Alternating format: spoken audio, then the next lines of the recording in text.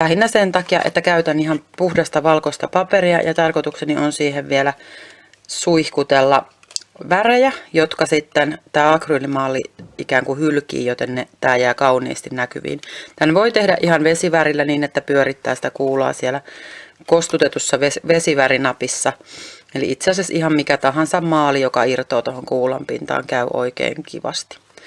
Ja ensimmäiseksi mä oon askarrellut meille tämmöisen ihan jätepahvista tämmöisen juurikin tämän mun paperia pikkasen isomman laatikon. On sillä lailla maaleille pikkasen pihi, eli mitä paremmin se natsaa ton paperin kokoon se laatikko, sen vähemmän sulta menee maalauksen aikana. Ja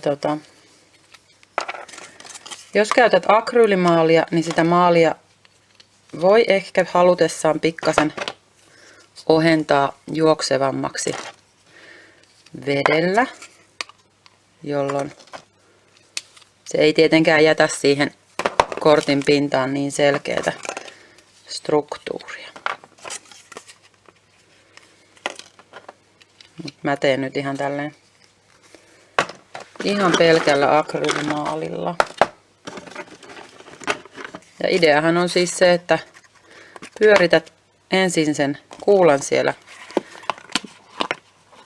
maalissa ja sitten kallistelet. Tämä on myös semmonen, mikä on hauska ja helppo tehdä lasten kanssa. Näin, ja huomaat, että sieltä tulee heti aika hauska kuviointi tuohon.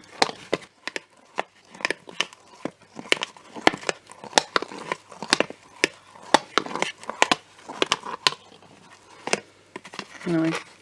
Eli niin kuin näet, niin 3 värillä jo tulee tosi hauska pinta siihen paperiin.